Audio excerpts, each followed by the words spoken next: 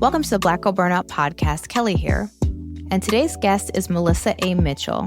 Melissa is an artist, author, and entrepreneur who transforms color into connection.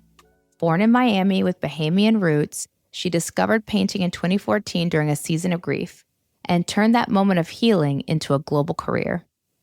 As a founder of ABL Creations, Melissa has created more than 500 original works, 40 plus murals, 5 books, and collaborations with brands like Microsoft, Pepsi, Foot Locker, and H&M.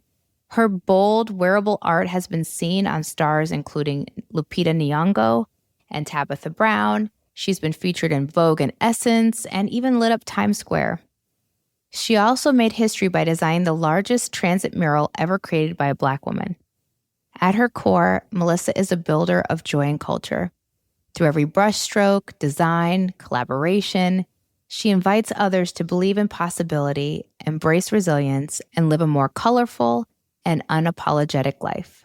Melissa and I have a great conversation about how she maintains boundaries, prevents burnout, and keeps joy at the center of all that she does. Let's jump into the conversation. Melissa, I'm so excited to have you here. You are another person who slid in the DMs and said, hey, hey, proof that if you slide in the DMs, I do respond. So yes. I'm so glad to have this conversation. And for, I think, us to talk about entrepreneurship, boundaries, burnout, all the goodness. And for you, we've already talked about how you came to be who you are. I read your bio, the impressive work that you've done, which is amazing. But you didn't start there, right? Like you talk about in your bio that you started on your parents' floor, right? And now you're doing these major collaborations. You've had Oscar winners wear your outfits. And so my question for you to start off with, which isn't like an easy one, but it's like, how have you brought the energy from like the bedroom floor, right? The parents' floor. How do you keep that energy and stay rooted in the original purpose when things explode and have taken off for you? I think I take a lot of screenshots mentally and emotionally. And I think because I was so humbly just searching for my why, I never forgot that feeling. It's almost like, and I always equate it to like falling in love. You just knew when you knew. And it's one of those things you can't just like, I can't give you a cookie cutter way of how God did this for me. And I think because I found art from a very dark and desperate place just for like my next chapter, I can't forget what God did for me. I know a lot of people get big, they blow up. And like I've been on several billboards now, even since my bio has been written. And I'm like, I'll never forget that little girl that was searching for her why. I lost my father in 2010. And all I remember is those white walls and that hollowing and call everybody you know. And so to go from that to then 2014 and saying, God, I can't stay in this place of mourning much longer. And I'll never forget literally physically running into a box of paint in my garage, and my life quite literally changed forever that one day. So I think for me, when you have that kind of, I guess, genesis of a story, it's hard to be like, girl, I'm too big for that. Like, I'm big now. I've forgotten that. Like, it's hard. I feel like time is moving fast, but it's still moving really slow when you're like doing everything by faith and really by the seat of my pants half the time. But it's hard to forget those moments. It's really hard for me. So I stay very grounded and, in being, you grieve for the rest of your life. So I think when I go back to that place of like that sadness, I'm like, wow, this art saved my life. Yeah. It's healing, right? It's this place of healing that has given like something more, has given you more from a space of pain. And it really is like, we're never going to not have pain in our lives, unfortunately. It's just about how we make meaning out of it, right? How we allow it to kind of carry us through and forward while, honoring, like you said, like it doesn't mean that you don't miss your father or that you've completely forgotten about that. It's like, but it's a way of honoring and expanding. And so I really respect that and think that's beautiful. And at the same time, I do think there's an element, I talk about this a lot in the podcast, about how Black women particularly have to perform. Like, and I think everybody's doing it, to be fair. I think everybody, when you put on your social media, it is performance. It's a lot of like, it's hard to explain the feeling of like everybody is always pretending or is always on is probably the better way. It's not always pretending, right? But I think an element of success and an element, particularly in the industries with which you move, right, Yeah. there is this expectation that every moment of your life is a performance, or that you have to keep performing and showing up and showing every part of your life to folks. And so I wanted to know, how are you balancing that? Like, how are you resisting that pressure to constantly perform? I think, and I put it in our pre-conversation, when Bryson Tiller came out with that song, Don't, it was like my green light to say, you know what? I don't have to do that. I don't have to perform. And I think, especially with social media, like even today, I'm like, okay, what am I going to post? You know, I try to do things a week in advance, but I don't feel like being on all the time. And sometimes it's okay not to do it. Like, you don't have to. And that's why a lot of us become entrepreneurs, is so we can be our own boss. And I think we shackle ourselves to people's expectations, not realizing that is what's killing us, right? Half the time, nobody cares if you post on a Thursday at 1 p.m. Nobody cares. People are in their own things. And once you have conversations with fellow business owners and other like powerhouse women, you're like, girl, you too? I was like, so I don't have to do this? Nobody cares. And I think you free yourself of having to show up so much and perform. Even today, I put on my headband because my hair was a mess. I said, you know what? I don't have to comb my hair. I can wear a headband, right? Yeah. And so you free yourself from what the norms are. You create your own boundaries and you get to decide. And that's whether you have an entrepreneurial driven life or a boss, you know. Yeah. You can tell your boss, hey, I am not in the best mood today. I don't think it'd be best for me to be client facing. Right. You may have some pushback, but at least stand up for yourself to let people know what you're not capable of in the moment and do that. And then stay true to your word. Don't say you don't want to do something and still like, okay, girl, I'm putting on some clothes now to hang out. If you don't want to do it, remember that you say you don't want to do it. Don't get bullied into doing anything. So I think for me, I just have to learn that my best work comes from when I want to do something. And when I feel the best led, my best artwork comes from a place of refuge and escape from something else. So if I don't feel like that's coming, then I don't have to do it. And I like that you gave it's small tips. It doesn't have to be this big, huge thing, right? Yeah. It's like, you're like, I'm wearing my headband. I'm saying I don't have to post today. And I think people forget that, just like people get they get in that performance trap and they realize it's all the small decisions they made over and over again, right? Mm-hmm. That led them to where they are. And they don't need to, though. It's like, yeah, you didn't need to do that. There's small things to undo it. Small things got you there, and small things will get you back to center. And it is about being honest. You also highlighted the honesty about your capacity and what you have to give. And the fact that like not everybody needs to have 100% access to you at all times, and that you have to give 100% of yourself at all times. It's like, especially if you're a product business. I mean, we're teaching people now, and social media has given this, I think, sometimes false impression that it's got to be you on all day to sell a product. And while I do think personality matters, like people do buy from people they like that is true. But ultimately, that is, like you said, do I know if you posted or not? No. I see your stuff when I see it, because the algorithm is going to pick it anyway. So it's like, do I know? So am I like studying you all day long to buy a piece of clothing or to buy your art? No, probably not. I mean, you're looking at people's stuff, but you're not studying it all. Like, you have people you love to follow. Are you all day long on their page? No. And if and I think the only time people see a change is if maybe your mood is noticeably different.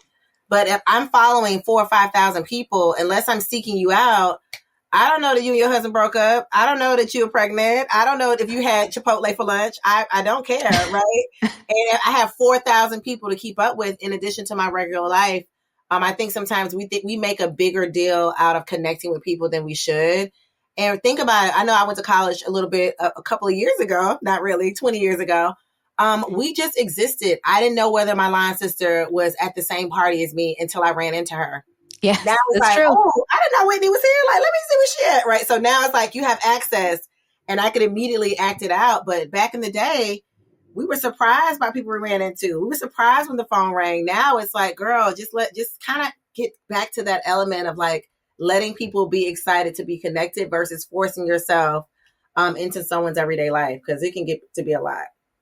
It can get to be a lot. And I think you made a really good point. Everybody is juggling 55 things at once. Literally. So it is like, if you are busy and can't obsessively stalk someone's social media all day long, what are the odds anybody else is, right? And then again, is that your ideal person? Like somebody who's just sitting No, at home some scrolling? crazy Like, part, right? That's not your customer anyway. it's not your customer. And that is, I think, important that people lose in all of this, right? It's like they forget, you get, because it's just people are telling you and you're seeing things. And because you're seeing 50 people's day in the life, you're not realizing that it's not every day, all day long. And to do that, that is its own way of not having burnout, right? And so for you, when we start talking about like, how do you start noticing when burnout is kind of at the door, like it's knocking, and what do you start? You said a little bit about this before, but I want to just talk a little bit more about like what you are doing for yourself. You even talked about before we got on here, what you are doing for yourself to try to keep burnout at bay. You can always feel it. I know as creatives, it just doesn't flow. Like it feels like you're forcing, like last night I have a client, everybody's getting ready for homecoming. You know, everything's 911. I need a shirt. I need a design. And last night I did not feel like it. And I said, he'll get it tomorrow. You know, I think you can feel it when it just doesn't feel natural. And I think for me, because it's a natural gift that I've been given, when it starts feeling like a bill or a chore or a have to, I need to back up and say, let me go for that walk. Let me go get the foot massage. You know, this is the time I can take you up on going to get something to eat and taking myself away from, because the problem about entrepreneurship, my house is my office. So that means my bedroom is my desk. My kitchen is my desk. My living room is my desk. So there is no separation of productivity. So sometimes you have to take yourself out of that environment, because burnout comes very easy when you're surrounded around your workspace, right? Because usually before work from home was a thing, I could leave my work at work. I didn't have to bring my laptop home. I didn't have to have my business phone at the house. Now it's like your work comes with you everywhere. Your phone is a full-time job. And so I've had to learn that my body will start telling me, like, I've been going to sleep every night with no fight. Usually it's like, oh, let me scroll, let me text, let me call. Now it's like sleep. I said, okay, my body is like, girl, I'm at the verge of breaking down. It's time to kind of listen to me. So I know my burnout is coming. It's almost like clockwork. Like I get tired. I crave Coca-Cola, which I shouldn't be drinking. So it's like I need all these artificial things to stay awake or to stay excited. And I'm like, okay, it's time to go on a fast. It's time to get back to my teas, and it's time to go to sleep. And that's what I've been doing this week. And I think the full moon too has something to do with it. When you're like really creatively, spiritually aligned, I think the universe and the world around you will tell you too when it's time to slow down. I know for me at least. I think there's elements to that too. Just even like thinking about seasons, right? Like how the seasons, that was I was talking about that and did an episode, plug, y'all listen to the fall reset episode, about the fact of like what the seasons teach us. And our bodies naturally work through different seasons, and there's a slow season and there's more times where you have more energy, right? Where you're like, I want to get out and do all the things. And it's like, it's just the world indicates it, right? Nature tells you. And I think that is really important. But it all started with what you said with knowing yourself, right? Yes. That was the key part. You have to know that. I totally relate to that. I'm also too, when I started drinking a lot of particularly Coca-Cola, I know I'm not sleeping well and I'm heading toward burnout, because it's like I need that. And I'm not a coffee drinker. I don't drink caffeine typically. But I like Coke. Like that is my thing. And it will be the thing that'll get me going and moving forward. And then I know, wait a minute, once in a while is fine. I'm going through a spat of time that's like, no, I need every day. Yeah. I know that's a sign. Slow down, girl. Yeah. Your body craves bad stuff. Yes, it creates bad stuff. It creates like quick fix. Like if I'm doom scrolling, for me, like that's also a sign. Like when I don't, like normally I'm the opposite. I don't have my phone nearby, but if I'm bringing it to the bed with me, it's a sign. And so it's about knowing, again, everybody's signs are different, but it's about knowing what yours are, and then immediately having a plan to kind of counteract that. It's like, okay, I need to prioritize rest right now, not Coke. Like that's the priorities I need to be focused on. And I think that these small little steps, again, is what stops burnout from being so big, right? Like it stops it from getting to a place where you can't recover. And it goes hand in hand with boundaries, right? When you're a business owner, boundary work, well, I think it's a life skill. Boundary work is important no matter what you do. But I also want to know from you, like how and where have you had to set some of the hardest boundaries for your journey, right? And whether it's with yourself or your clients or your community, what has been difficult about that, and how have you kind of sought to create those boundaries? I think because, and it's a couple of ways that this happens, because I am my brand. So people see me and think they know me through my post. And I had to kind of scale back on so much of my life updates, because people are like, oh girl, how was your trip? Or how's your mom? Or I lost my dad too. And so it's like, wait, I want you all to buy the art. Like, I have to make sure there's a little separation there. So I think we as content creators are just, entrepreneurs as a whole, be careful about what you share, because now it becomes a parasocial relationship with people. So that starts entrenching on your boundaries just socially, because you can literally be in Walgreens getting your feminine products, and somebody wants to strike up a conversation about, a post you did 2 years ago. You're like, girl, I'm literally trying to get pads. Like, give me a second. Right. And so I think boundaries wise, when you're just telling your story, be careful about what you share, because now it's out there to the world. And then I also think when it comes to people's urgency for their projects, right? I had a guy like, oh, I'm going to Fashion Week. I need a suit. How soon can you get this turned around? I said, hey, that's not a priority for me. I won't be doing that for you. He said, what? I thought you was ready for whatever. And I said, no, you have to understand that just because it's an urgency for you, I have 15 urgent things on my plate right now. And so I teach people that their urgency is their urgency, and have to be careful about how you approach someone, because you don't know what is on their plate, what they're managing. And I've had to say, all money isn't necessary. Like, I have everything that I need. I say my mantras every day. The projects that come to me are from God. And if this isn't right now and it doesn't fit, then I just won't take it. And I think you have to understand that you don't have to burn yourself out just to make money. Because if that opportunity was truly for you, it will come back around. But don't kill yourself trying to meet a deadline just because you need the money or you want the connection. Yeah, I think that's so important, because so many people, especially when they're starting out, just you're in the like say yes to anything mindset, right? You're like, I have to. And it sometimes that habit stays with you, even when it's like, well, maybe I would argue you probably didn't need to do it in the beginning. But if you did need to do it at the beginning, right, you don't probably need to do it once you're established, and the habit stays, right? You just feel like you're always in that mindset of like, I have to take another one. And I have to do it on this person's timetable. And I've never met anyone who's successful at business long-term that's worked for them. Like, never. It might work short-term, right? Because you're saying yes to everything but again, like you said, if you burn out and you can't do the thing anymore, the profits are going to drop, right? You're not going to make the money. And so I think it's really important to realize that long-term, we're thinking in the long term, not in the month. We're thinking years from now, especially if this is something you love doing, you want to keep doing it for forever, as long as you can. And so if you don't set those boundaries of saying, okay, is this good for me right now? Do I have the capacity to do this? And like you said, somebody else's urgency isn't mine, right? And not all money is good money, because there are times where it's like, if it's going to cost you something, dignity, time that you can't get back, your own health, there's certain like markers to know by that. It's like, if it's going to cost you that, then is it good money? Exactly. Right? Not worth your time. And I think that's really important. And I also think it's important when you talked about just like, saying no and not having parasocial relationships. I think that's also really important, because we're constantly being encouraged to just tell it all day long. No, ma'am. And that's the key. And it's like, you don't put anything out there that you don't want someone to say back to you. Exactly. And again, you want people to buy your art, not every element of your story, where you went for vacation, what you ate for lunch, what your latest struggle is. That's not what people are consuming. That's not for sale. Yeah. Correct.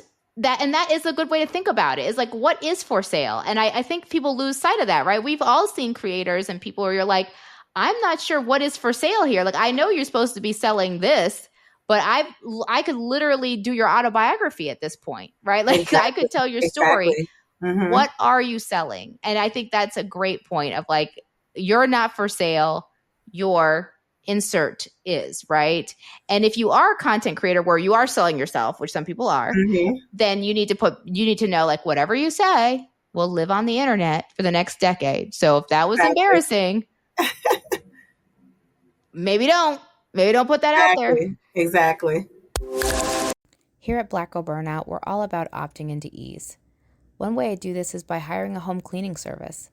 Honestly, the relief I feel when I take that big chore off my plate each week is unmatched.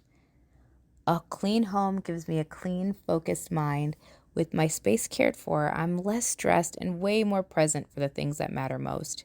So if you've been waiting for a sign to give yourself the gift of ease, consider this week's episode sponsor, HomeAglow. HomeAglow is a top-rated home service platform dedicated to making your space clean and tidy. You can select trusted cleaners based on reviews and their experience, so you feel safe about booking and not worried at all. Take home cleaning off your plate this fall by using HomeAglow. Head to homeaglow.com/BGB to get your first 3 hours of cleaning for only $19. That's HomeAglow.com/BGB. Over here at Black Girl Burnout, we are in our summer of yes. And there's just something about the summer that just feels good. So what better time to create healthy meal habits that are actually going to last? What better time to get Green Chef, the #1 meal kit for clean eating? Green Chef makes it easy to spend less time in the kitchen and more time enjoying the summer. With their new heat and eat meals, you can enjoy a delicious, wholesome meal in just 3 minutes. I use this product and you should too. It's delicious. They're really great, really easy, filled with clean ingredients, all set up to help you build lasting and healthy habits without the hassle. I love the Mediterranean options. The fish has been delicious, and it's opened me up to meals I wouldn't necessarily try on my own, and they've all been delicious. Make this summer your healthiest yet with Green Chef. Head to greenchef.com/50BGB and use the code 50BGB to get 50% off your first month, then 20% off for 2 months with free shipping. That's code 50BGB at greenchef.com/50BGB. Let's be real. One of the biggest sources of burnout for Black women is money. Whether it's debt, divorce, home buying, investing, or just trying to make it to the next paycheck, financial stress is real and it's exhausting. But here's something that can help. The Savvy Ladies Helpline. It's free. Yes, really free. You get 55 minutes with a certified financial expert, no strings, no judgment, just real answers to your real money questions. Want to build wealth, prep for retirement, figure out how to invest or navigate money after a breakup? They've got you. Savvy Ladies is on a mission to make financial education accessible to all women, and the helpline is a game changer. So if money is stealing your peace, I invite you to take one powerful step toward financial freedom. Visit savvyladies.org and book your free session today. You don't have to struggle alone. You can opt out of burnout and into clarity, confidence, and peace with your money. I think the other thing that drives people to just keep going and going is a lot of high achieving women are always asking this question of like, am I doing enough? Is this enough? Have I hit the right level? I said no. It's great. You said to say no to these people, but like I feel like I'm depriving my community or I'm not doing enough. And so how have you kind of reframe success for yourself so you can actually answer that question and pursue wellness and pursue the things that matter to you without hustling? So I have this room in my house. It used to be my dining room, but I kind of changed it into a art gallery, and I call it my room of remembrance. Oh, I love that. Because I think so many times we're achieving, we're knocking out the dues. We I got the Billboard, I got Vogue, I got Times Square, all of these things, and it's like, why am I going so fast with these wins? Like, let me slow down and sit in these wins a little longer. And I think the problem is that when you're in the win, it's hard to see that you're winning. So I make myself walk into this room at least once a week, pick up my magazine covers that I've been on. I go through scroll, I literally scroll through all the accomplishments and say, if I don't do anything else, I've done more than I thought I could do. Right. And so I think when it says, am I doing enough? I'm doing enough. It's like, can I do more? I could, but if I don't, I still did a great job. Right. So if art leaves me today and I can't pick up another brush and I'm like, wow, this is the end of a good run, I know, and I have peace in knowing that I did everything I was supposed to do with what I've been given. And I think many times the comparison demon sneaks in and saying, wow, Melissa got a car. I need to do a car. Emily got this. I need to do that. And it's like, hey, Melissa's story was given to Melissa because she was born this day. She lived this life. She did this. And so when you really start singularly looking at your life and your goals, you're not under as much pressure because you're writing your history book as you live. You don't have to read someone else's history and say, oh, if I don't do this, then I'm not successful. Because I very well, maybe my highest peak of success might be right now. And if I look at someone else's story, I might think that my story is over, but I still have so much more to go based upon what God told me and what he's doing for me. So am I doing enough? Stop asking ourselves that, because you're probably doing everything you're supposed to do on top of what you could possibly do more of. But it's fine if you don't do anything else. Particularly for Black women. Well said. I think Black women, we are always, and it is a trauma response. I mean, doing the most is a trauma response, because there's this feeling that if you stop or if you let yourself enjoy it, it'll go away. Right? That you won't continue to have the success, that you have to keep adding. It is one of the last things I still struggle with this, but I love your remembrance room. But it's one of the last things I had to learn myself as somebody who's like high achieving and going. I never really celebrated any of my wins.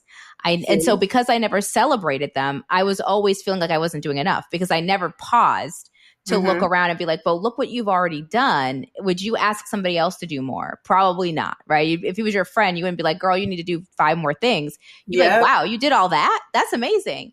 And so I love the idea of you having this remembrance room. And I think a takeaway for people is maybe you don't have a room, but do you have a notebook? Do you have a wall? Do you have a phone notes app? Something where you write down what you've done. So you can, and when you want to ask, am I doing enough? Go open that up, scroll through it, or sit in the room or flip through the pages and realize you probably are. You're probably doing more than you think you're doing. Yep. I challenge people to I have a jar in my office too. It's called my winning jar. So I might be sitting at my desk and be like, oh, today was a win. I had a podcast interview. So I'll throw that win in my jar, right? And so at the end of the month, I have probably about 100 little slips of Post-it notes. I pull out a win. It's like, oh my God, I forgot I got a parking space at Marshall's when it was raining and no one else got that. Ooh, I got a sale, buy one, get one free by mistake when I got my Uber Eats. So it's like little things like that too. They're also wins, because you're looking for your name on a marquee, but also going to the doctor today and she telling me I lost 5 pounds. That is a win. You know what I mean? So you have to look at wins come in all shapes and forms and sizes. And that also know when you're winning in one area and you start winning in others, you are a winner. Like, you're not winning in success. Just like you're not the employee of the month, but your kid did well at school. That is also a success story, right? Getting the parking space, having the girlfriend's trip that made it at the group chat. That is a huge win. We did that this weekend. So your wins come in all forms and sizes. So I think burnout comes when you look at that small hole that's empty of that one thing that didn't happen, and you got all these other things around you. And it's like, girl, just take a minute and go in that winning jar. Like, you're a winner far more than you can understand. Like, you are winning way more than you think you are. I love that. I think that's a great idea. I think a winning jar, it's a gratitude practice, right? It's like, what are we grateful for because we won today?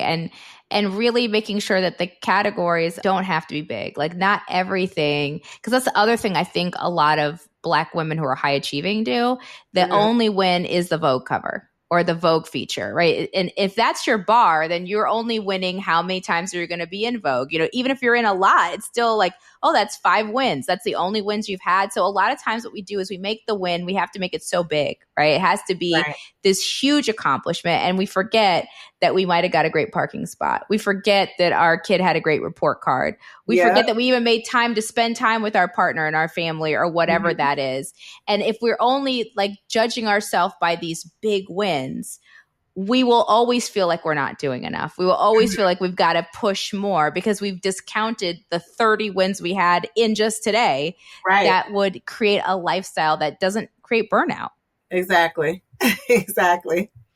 It makes total sense. And I really appreciate that. I hope y'all listening will find a way to do some kind of remembrance ritual, some kind of winning ritual where you do a jar. I love the jar idea. You do a daily journal before bed. Like, what did I win at? I don't care, but some way to memorialize and to remember that you did that and that you are winning. And like you said, you are a winner because you've had a win. And I love that reframe. And it also makes me think about, too, for Black women, we know that so many people have burnout. Like, that's not even debatable at this point. This world is tough. And I think a lot of high achieving women, they have big dreams and that they have the reality before them. And so you've given us a lot of knowledge, but what's a gentle reminder that you think you want to give people on their journey that they can carry with them to keep them from burning out and still reach for those big dreams? I think I touched on it earlier. Like, you're the only person that has ever done what you're doing at this exact moment in time. So release yourself from the pressure of trying to follow in someone else's footsteps. Like, yeah, you may remind someone of your aunt or you're this person or that, but you, in this exact moment in time with your fingerprints and with your imprints on the world, you're the only you that you can be, right? So if I got the script from a major producer to be Melissa A. Mitchell in 2025, that's the only thing I have to worry about. And I think once you release yourself from everybody else's script that they have for you, you could be the best actress of all times because you're being your exact role. And I think we get so caught up in these roles we're playing that we forget we're only responsible for one. And that's the one God gave us. We're only responsible for this one role, and we got to roll with that. Yes, I completely agree and think that people often don't get that part right. They think, when we went back, we talked about in the beginning about performance and how people feel the need to be on all the time and what that does to them, right? What it does to be, because oftentimes we're being more than. We have to be this role, and it's not us. It's what someone told us to be. It's not, it's all this list of things, but it's not actually, Kelly. It's not actually Melissa. And once you step away from that, you start the gap between who you are and who you are being day to day. I really do believe that is what causes burnout. It's that gap between who you are authentically and who you're acting like every day, and the betrayals that you're doing to yourself, the self-betrayal of being someone else that's not you, that really accelerates burnout, and it keeps people stuck there longer. And I think you can have big dreams. You can have boundaries. You can make bold moves, and you can also not burn out. Like these two things are possible if you make these kinds of practices. So I really thank you for sharing this, because I think that many women need to hear that from someone who is successful and who is still very much in the process of setting the boundaries and doing the things. And before I ask you about joy, because I always like to talk and close about joy, is there anything else you want to share? There's no pressure, but is there anything else you want to share that's coming to mind before we dig into the things that bring you joy? No, I just feel like we got to live in the now.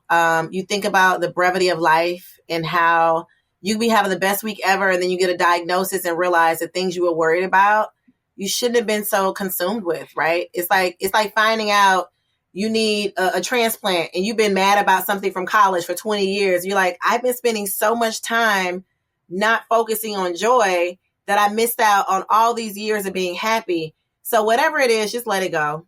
I think that's my own resonating voice. Like we've seen some things happen in the news recently.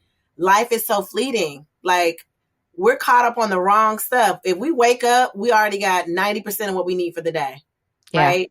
And so we could run after whatever it is we want to do, whether it's to be a better wife, mom, cook, chef, artist, whatever that is. You got another chance to get closer to be better at that thing, and focus on that. I mean, there's things we can't change, but we can change how we respond to the things we can't change. Yes, well said. And I agree. Like I agree that people focusing on the now is crucial. It's the only thing you can do is make each day meaningful and setting the meaning to be small wins, right? So you can be that winner.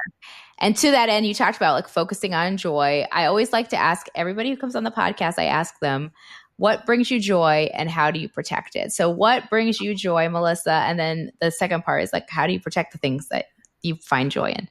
Well, we can see what makes me happy. I love color. Yes. I think color is my language. And when I don't have that love or it's not turned up, that's how I know that I got to slow down. And so ways I protect it, I listen to the right playlist. You may get in my car and hear the same song all year because I get an anthem going. I have a place that I go, like I go get specific pita chips when I need to go find my joy. I put on certain lotions when I want to smell joy. I'm a memory capturer, right? Because, as we get older, all we have is memories. That's all we'll have. So I think I protect that by doing it. I show up in my color. I share my story on podcasts. I protect it by making sure I tell people what it is, because if I forget, you can remind me of who I was and what I wanted. You're like, Melissa, what's going on with you? Where's your color? You're like, you know what, girl? Let me put on my headband and come back to myself. So I think you protect yourself by surrounding yourself with the right people and the right things that bring you joy. And you'll always find your breadcrumbs to get back to who you once were. I love that. And again, small things that bring you joy. You didn't say like $50,000 in my bank account, in my hand right now. You said a headband. You said your pita chips. You said your anthem. And you did it's multi-sensory too. You talked about the things that you smell, the things you hear, the things that you see, things that you might be able to feel. And it can be these small little things, and then you protect it, right? Again, it's no use in having things that bring you joy if you don't protect them, because then you don't get them, right? Exactly. And so having the right people around you, making sure you like do that inventory about, I need to get back to me. Let me put my headband on. Like, let me do the things that are uniquely me. I love that. And I think everybody should be able to list that. I want everybody who listens to the podcast to be like, if you can come away with one thing, it's like that. When somebody asks you that question, you know it. You know immediately, I know what brings me joy, right? Like you say the things. It's different for everybody. It's like, and then you now do the steps to protect it. So well said. I love your joy practice. I think it's beautiful. You.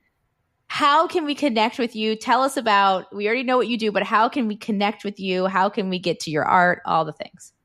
So I always say this because I'm proud of them. Easily Googled. It's Melissa A. Mitchell. That's how you find me on socials. Also, Melissa A. Mitchell is my website. And my social media where I'm always yapping and posting is Instagram, and that's ABL Creations. And that's ABEILLE Creations online. And I will probably show up in some of your favorite stores much sooner than later. So if you don't see me now, you'll definitely see me later. Ooh, exciting. And let us know when you do so we can promote that. When you show up in a store near you, I definitely want to hear about that to help promote, get the word out. Thank you so much. Yes, Melissa, it was so great having you. Also, it's great. I'm just great to be here. The conversation with Melissa, it was a great one, and I hope it encourages you to reach for your dreams and stay grounded while expanding your life and finding your purpose. If you enjoyed this episode, you know what I'm going to say. Share it with as many people as possible. Please, if you haven't subscribed to the podcast, consider doing it. Consider also leaving a review. Your reviews genuinely make my life and translate to dollars for the podcast.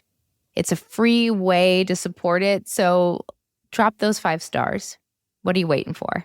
If you want to follow along on social media, Black Girl Burnout is it. That is the title. That is the tag across all socials. That includes TikTok, YouTube, Instagram, and of course, my new baby Substack, where we are over 10,000 strong there of women who want to dive a little deeper into the messages and conversations that are happening on the podcast. If you feel inclined, you can also support the Substack by donating $8 a month to patron the work that I do that impacts both the Substack and the podcast. It all works together. All right. Until next week, take care of yourselves, take care of each other, and rest well.